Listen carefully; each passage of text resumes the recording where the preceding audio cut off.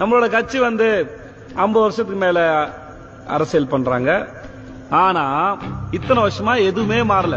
கட்சியோ, கட்சியோட கொடியோ, கட்சியோட சின்னமோ, நம்மளோட வாழ்க்கையோ இது எதுவுமே மாறல. ஆனா தலைவர் குடும்பம் நல்ல மாற்றம், முன்னேற்றம் இன்னும் பல தலைமுறைக்கு இல்ல தலைவா.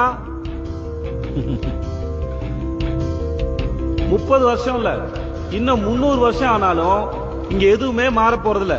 நம்மள மாறும் விட மாட்டாங்க. நம்மகிட்ட மாற்றம் வராம நம்மள பத்திரமா அப்படியே பாத்துப்பாங்க. ஏன்னா நம்ம முன்னேறினா அது அவங்க நல்லது இல்ல. என்ன கோவமா? சற்று ஓரமாய் போய் நில்லுங்க. நம்ம எதிர்பார்க்கிற அரசியல் இவங்களுக்கு புரியாது.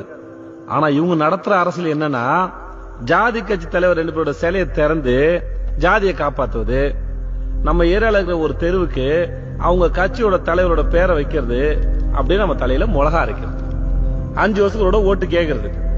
அதுக்கப்புறம் ஏதாவது பிரச்சனைன்னு ஒண்ணு வந்துச்சுன்னா, அதாவது இந்த வெள்ளம் வந்துச்சு, புயல் அடிச்சிச்சு, பிள்ளைங்க அன்றதுக்கு இடம் இல்லைன்னா இவங்ககிட்ட போய் கையேந்து நிக்கணும்.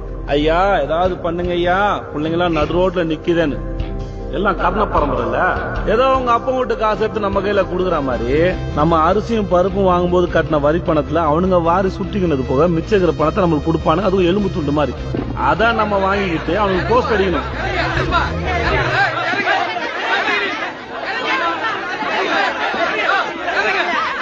நான் பேசுறது உங்களுக்காக இல்ல, கரை வேட்டி கட்டி அழுக்கா இருக்கிற உங்களுக்காக இல்ல. உங்களை நம்பி உங்க வீட்டுல உட்கார்ந்து இருக்காங்களே உங்களோட புள்ள குட்டிங்க, அடுத்த தலைமுறை, அவங்களுக்காக பேசுறேன். புரிஞ்சுக்க முயற்சி பண்ணுங்க.